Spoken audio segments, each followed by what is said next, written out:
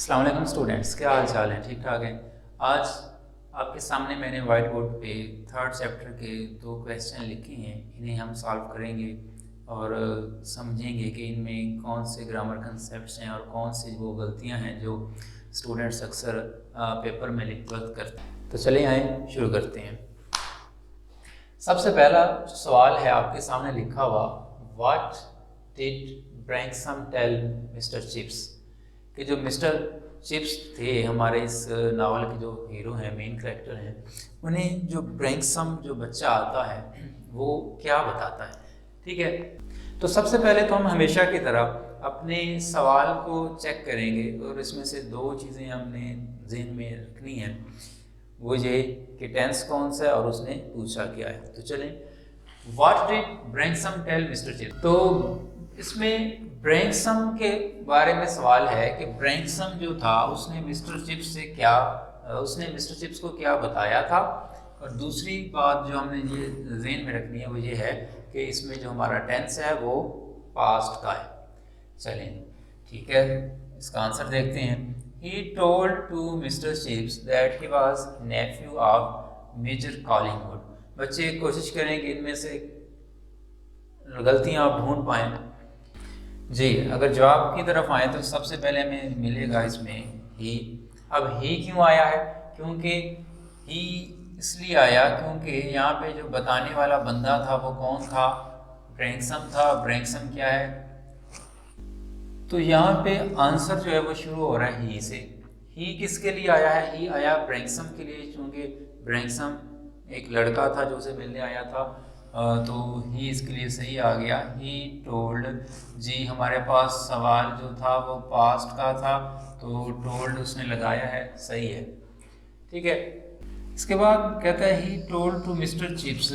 अब यहाँ पे वैसे जो गलती है जो अक्सर बच्चों के पेपर में मैं देखता हूँ वो ये है कि उन्होंने टोल्ड के बाद टू प्रेपोजिशन लगा रखी होती है। ये चीज़ आप लोग नोट कर लें कि टोल्ड के बाद प्रेपोजिशन टू कभी नहीं आती। ही टोल्ड मिस्टर चिप्स। मिस्टर का अक्सर बच्चे क्या करते हैं, एम छोटा डाल देते हैं, ठीक है, और आगे चिप्स का बड़ा डाला होता है उन्होंने सी, लेकिन ये मिस्टर का भी एम आपने कैपिटल ही रखना है, इसको हमने स्मॉल लेटर में नहीं लिखना। He told Mr Chips that, ठीक हो गया, that he was nephew of Major Collingwood. अब देखें जी, दैट उसने लगा दिया, दैट के बाद उसने ही लगा दिया, ही अगेन इसी के लिए आया है। ठीक है, ही वाज नेफ्यू, ही के साथ वाज ठीक है और टेंस भी पास्ट का है तो वाज बिल्कुल ठीक आ रहा है। नेफ्यू की स्पेलिंग सही कर लीजिएगा, नेफ्यू की स्पेलिंग गलत लिखी है जी, NEPHEW, nephew. He was nephew of Major Collingwood, सही हो गया। इसके बाद दूसरे क्वेश्चन को देखते हैं, why Chips punished Major Collingwood. Again हम सबसे पहले तो हमने सवाल को समझना है को क्या कह रहे हैं और टेंस कौन सा है। वो ये कहना चाह रहा है, पूछना आपसे, तो वो पूछ आपसे ये रहा है कि जो चिप्स था उसने मेजर कॉलिंगवुड को पनिश क्यों किया था। ठीक है, ये हमारा सवाल है और जो सवाल का टेंस है वो पास्ट का है, लेकिन ये फिक्रा वाई चिप्स पनिश्ड, ये फिक्रा ग्रामर के अकॉर्डिंग ठीक नहीं है, गलत है। अब इसमें गलती ये है कि हमारे पास जब कोई फिक्रा इंटेरोगेटिव फॉर्म में हम लिखते हैं तो हम उसको कुछ इस तरह से उसका स्ट्रक्चर फ्रेम करते हैं कि सबसे पहले हम हेल्पिंग वर्ब लिखते हैं, फिर सब्जेक्ट लिखते हैं, फिर आगे चल के वर्ब लिखते हैं, या फिर हम क्या करते हैं WH वर्ड सबसे पहले लिखते हैं, फिर हेल्पिंग वर्ब लिखते हैं और फिर सब्जेक्ट वगैरह लिखते हैं। हमारे पास ये दो तरीके होते हैं सवालिया फिक्रा बनाने के।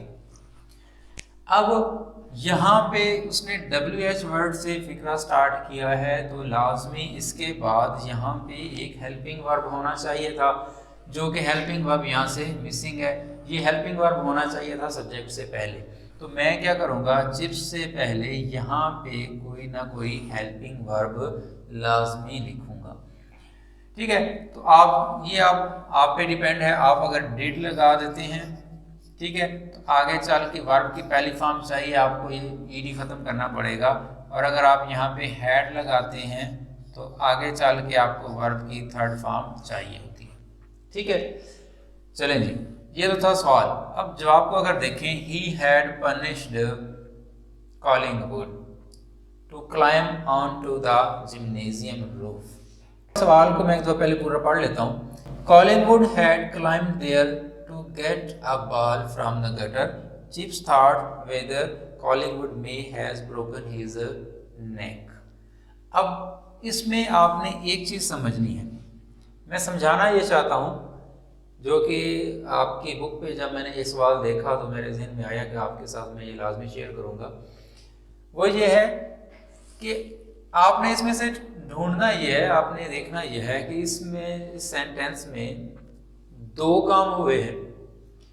एक काम ये है कि जो कॉलिंगवुड भाई साहब हैं, ये क्या किए, ये जिम्नेजियम की जो छत है उस पर चढ़े थे। दूसरा काम इसमें ये हुआ कि हमारे जो मिस्टर चिप्स हैं उन्होंने कॉलिंगवुड को सजा दी थी। अब ये दो काम हुए, तो इसमें जो काम पहले हुआ वो कौन सा है और जो काम बाद में होता है वो कौन सा है, तो आपने ये सबसे पहले ढूंढ लेना है। और जो काम पहले हो रहा होगा वो आप बनाएंगे पास्ट परफेक्ट में, जो काम बाद में हुआ होगा वो बनाएंगे पास्ट सिंपल में। तो अब आपसे सवाल मेरा ये है, क्या ही जो था यानी मिस्टर चिप्स जो था उसने कॉलिंगवुड को पनिश पहले किया था, या कॉलिंगवुड पहले छत पे चढ़ा तो इसने उसको पनिश किया?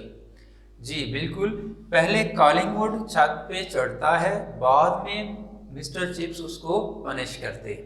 तो इसका आपने करना ये था कि बुक पे भी सही कर लीजिएगा। आप क्या करेंगे, मिस्टर चिप्स वाले जो एक्शन है उसको आप पास्ट सिंपल में लिखें, ठीक है, और जो कॉलिंगवुड की एक्टिविटी थी उसको आप पास्ट परफेक्ट में लिखेंगे।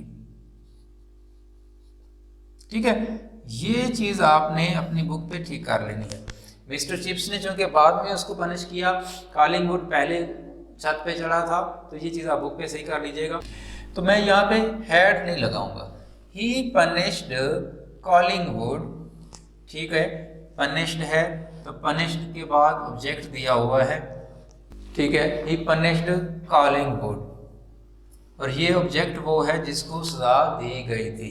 ठीक है, अब देखिए पनिश्ड जो है ना ये, ठीक है, ऑब्जेक्ट के बाद अगर देखें तो उसने आगे लिखा हुआ है टू क्लाइम, इन्फिनिटिव उसने लगा दी है। अब यहाँ पे आपने ये चीज़ नोट कर लेनी है रजिस्टर पे या बुक पे कि पनिश जो होता है इसके बाद प्रपोजिशन टू कभी भी नहीं आती। ठीक है, कभी भी इसके बाद प्रपोजिशन टू नहीं आती।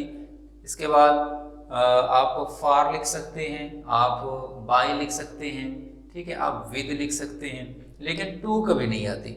और ये पनिश के बाद, चले मैं साइड पर लिख देता हूं आपके लिए, पनिश के बाद हम फॉर लगाते हैं, बाय लगाते हैं, विद लगा सकते हैं, ये तीनों आ सकती हैं, लेकिन पनिश के बाद प्रपोजिशन टू जो है ये कभी भी नहीं आती। तो यहाँ से हमें क्या करना है, सबसे पहले तो टू को रिमूव करना है। अब इसको रिमूव तो हमने कर लिया, अब इन तीन में से लगानी कौन सी प्रपोजिशन है ये चीज़ देखें आप। देखिए जब हम किसी बंदे को पनिश करते हैं, ठीक है, तो पनिश क्यों करते हैं, अगर आगे उसने उसकी वो एक्टिविटी लिखी है जिसकी वजह से उस बंदे को पनिश किया गया है, तो आप उस एक्टिविटी को मेंशन करने के लिए प्रपोजिशन फॉर यूज करते हैं। ठीक है, तो यहाँ से टू हटेगा और फॉर आ जाएगा, ही पनिश्ड कॉलिंगवुड फॉर। और ये चीज़ भी आपने साथ नोट कर लेनी है कि कोई भी प्रपोजिशन होती है टू को छोड़ के, उसके बाद आगे चल के हमें ING फॉर्म को यूज़ करना होता है, वर्ब की ING फॉर्म यूज करनी होती है। तो मैं यहाँ पे लिखूंगा फॉर क्लाइंबिंग। ठीक है,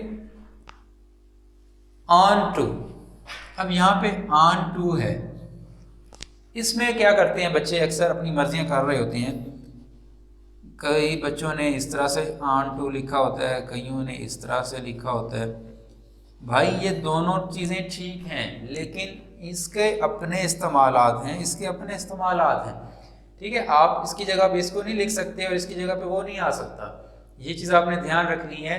और यहाँ पे ऑन टू नहीं आएगा, इकट्ठा ऑन टू यहाँ पे नहीं आएगा। क्यों?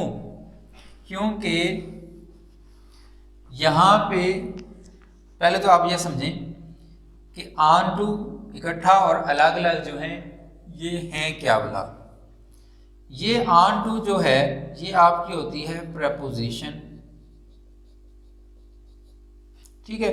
और ये जो ऑन टू अलग अलग होता है, इसमें ये जो टू है ये तो आपकी प्रेपोजिशन होती है, लेकिन ये जो ऑन है ये आपका फ्रेजल वर्ब होता है।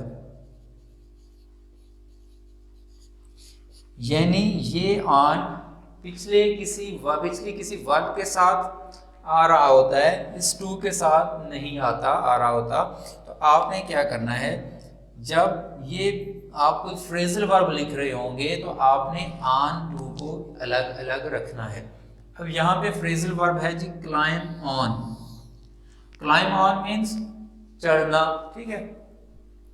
तो आपने यहाँ पे क्लाइम ऑन जो कि फ्रेजल वर्ब है, तो इसको हम इकट्ठा नहीं करेंगे, आप इसको क्या करेंगे, अलग अलग कर देंगे। तो हमारा सेंटेंस अब तक कुछ इस तरह से हो जाएगा, he punished Collingwood for climbing on to. To के बाद हमने क्या करना है, कोई ना कोई ज़ाहिर आप प्लेस लिखनी है हमने, तो वो लिख देते हैं to the gymnasium. Already sorry लिखी हुई है, टू द जिम्नेजियम। अब जिम्नेजियम के स्पेलिंग जो है वो आप चेक कर लें, क्योंकि इसमें अक्सर भी मैं देखता हूँ कि बच्चों ने गलती की होती है। स्पेलिंग इसके होने चाहिए थे GYMNASIUM, जिम्नेजियम रूफ, ठीक है। इसके बाद कॉलिंगवुड हैड क्लाइंब्ड देयर, ठीक है। आप चूंकि कॉलिंगवुड की एक्टिविटी लिखने लगा है तो वो ज़ाहिर है पास्ट परफेक्ट में ही आनी है, तो ठीक लिखा हुआ है, हैड के साथ थर्ड फॉर्म आती है उसने लगाई है, सही हो गया। Collingwood had climbed there.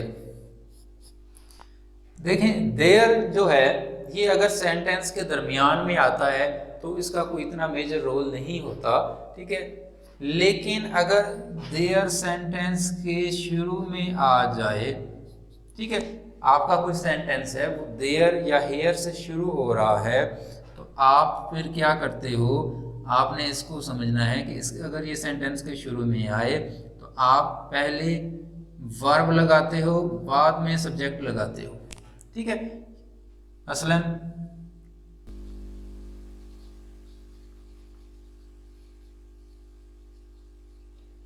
मसलन जी मैंने आपके सामने सेंटेंस दो लिखे हैं, देयर कम्स द बस, ठीक है, और दूसरा लिखा है देयर वाज अ क्रो। आपने थर्स्टी क्रो वाली कहानी तो पढ़ रखी होगी।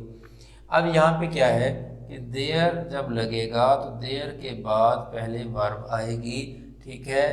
सब्जेक्ट जो होगा वो आपका बाद में आता है, नाउन बाद में आता है। हाँ, लेकिन इसी के साथ एक सिचुएशन इसकी और भी बनती है, वो ये है कि देयर से फिक्रा शुरू तो होता है, लेकिन अगर आगे नाउन की बजाय प्रोनाउन आ जाए, ठीक है, तो फिर प्रोनाउन पहले आ जाएगा और प्रोनाउन के बाद वर्ब आएगी, ठीक है। ये दो कंडीशंस इसके देयर के सेंटेंस के शुरू में आने में बनती हैं। देयर से फिक्रा अगर शुरू हो रहा है तो आपने देखना है, अगर तो नाउन है तो फिर वर्ब पहले आएगी, और अगर देयर से फिक्रा शुरू हो रहा है लेकिन प्रोनाउन है तो फिर वर्ब बाद में आएगी, प्रोनाउन पहले आएगा। मसलन ये सेंटेंस था हमारे पास, देयर कम्स द बस। अब अगर यहाँ पे सेंटेंस होता देयर गोज ही, तो ये फिक्रा गलत था। गलत इसलिए हो गया क्योंकि अब तो यहाँ पे ये ही आया है और ही तो नाउन नहीं, प्रोनाउन है, तो प्रोनाउन था तो इसको पहले आना चाहिए था, फिक्रा होना चाहिए था देयर ही गोज। समझ आ गई? तो यहाँ पे अगर ये दरमियान में है तो फिर तो इसका कोई उलझन ही नहीं है, ठीक है, जैसे भी आने दें। लेकिन अगर सेंटेंस के शुरू में आएगा तो फिर आपने ये चीज़ें नोट कर लेनी है अच्छी तरह से। There Collingwood had climbed there, सही है, टू गेट अ बाथ, ठीक है, कॉलिंगवुड उधर चढ़ा था। देखिए यहाँ पे ये मेन वर्ब है और ये यहाँ पे इन्फिनिटिव है। अब आपने इस चीज़ को भी समझ लेना है कि हम क्या करते हैं कि अगर उसने इस क्लाइम्ड का, इस वर्क का जो यहाँ पे मेन वर्ब हुई है, अगर उसने उसी वर्ब का आगे जाके पर्पस बताया है, ठीक है, कि ये काम उसने क्यों किया, उसका मकसद क्या था, वो बाल निकालना चाहता था, तो पर्पस जब होता है तो हम इन्फिनिटिव को फॉलो किया करते हैं, ठीक है। तो Collingwood had climbed there to get, यहाँ तक हमारा सेंटेंस ठीक हो गया। क्या गेट, अब यहाँ पे ये भी याद रखें कि गेट जो लफ्ज़ है ये लाजमी अपने बाद कोई ना कोई ऑब्जेक्ट लेता है, ठीक है, तो ऑब्जेक्ट होना चाहिए, तो आर्टिकल लगा है तो ठीक है, आर्टिकल भी आ सकता है, और ये यहाँ पे आगे हमारा गेट का object, to get a ball, ठीक है। आ लगा हुआ था आर्टिकल, तो ज़ाहिर है आगे नाउन जो चाहिए हमें वो काउंटेबल और सिंगुलर हालत में होना चाहिए, तो यहाँ पे बॉल भी ठीक हो गया। फ्रॉम द गटर, अब यहाँ पे एक गलती और है, Collingwood had climbed there to get a ball from the gutter। पढ़ने में सेंटेंस बिल्कुल ठीक लग रहा है, इसमें कोई गलती नहीं नज़र आ रही, महसूस नहीं हो रही, लेकिन यहाँ पे गलती ये है, गेट फ्रॉम जो है, गेट के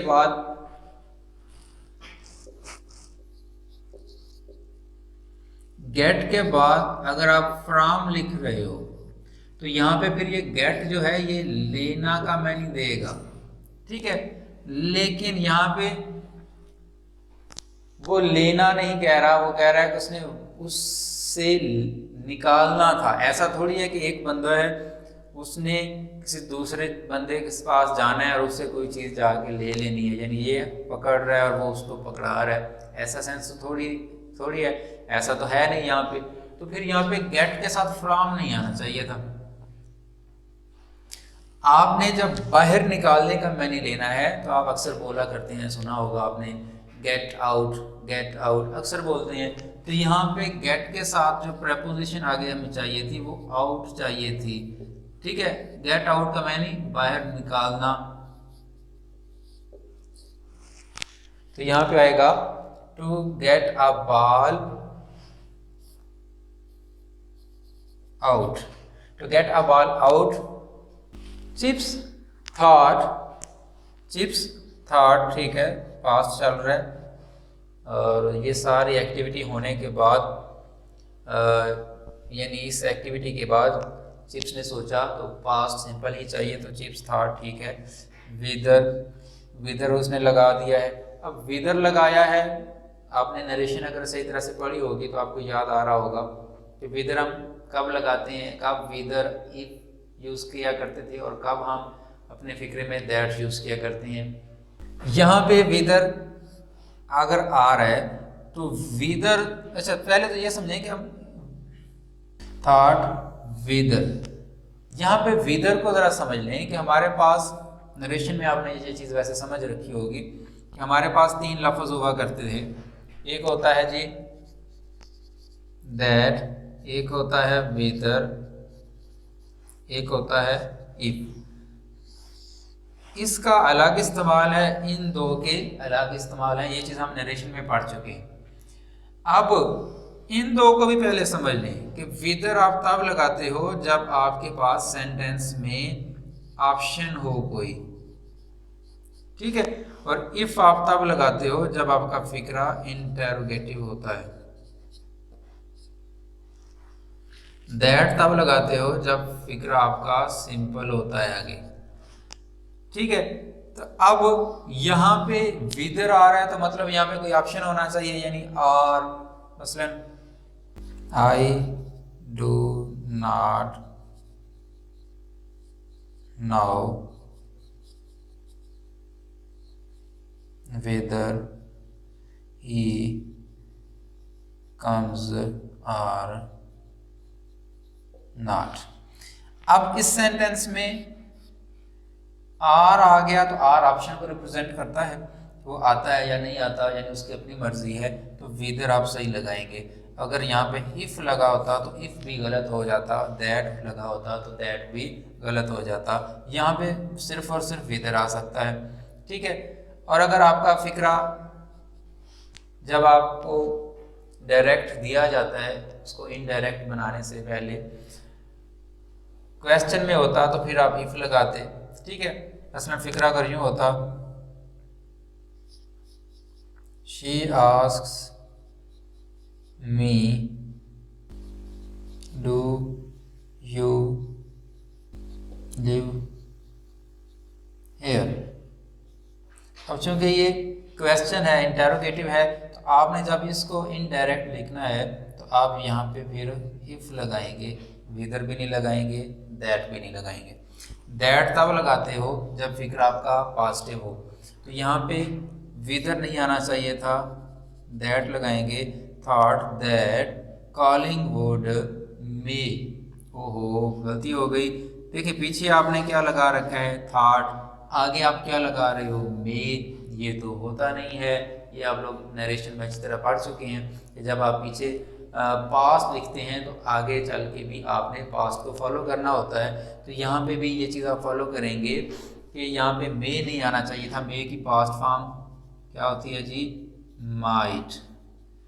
अब माइट एक मोडाल है, तो मोडाल अपने बाद हमेशा वर्ब की पहली फॉर्म लेता है, तो आपने यहाँ पे लिखा हुआ है हैज़।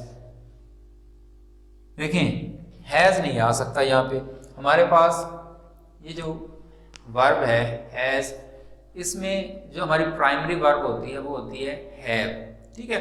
तो आपने यहाँ पे यानी अगर पहली फॉर्म के तौर पर हैज़ हैव में से कुछ यूज़ करना है एज अ मेन वर्ब, पहली फॉर्म के तौर पर कुछ चाहिए, तो आप हमेशा हैव के साथ चलेंगे, हैज़ कभी नहीं आ सकता, ठीक है।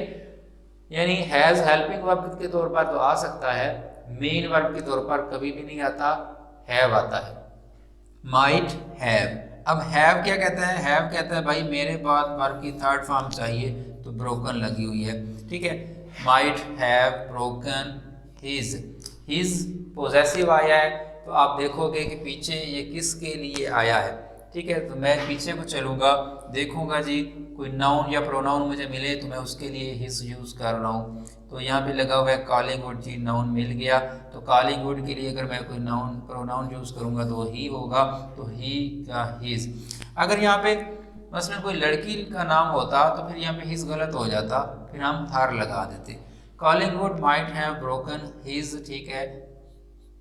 नेक, देखें ये नेक नहीं, ये निक है, जिसे हम कहते हैं अब हमारी ज़ुबान में कि तुम्हें प्यार से घर वाले क्या कहते हैं, ठीक है, जिसे हम कहते हैं निक नेम। तो ये वो वाला निक है, हमें यहाँ पे चाहिए नेक, गर्दन वाला, तो गर्दन वाले के स्पेलिंग हम लिखेंगे NECK, नेक, ठीक है।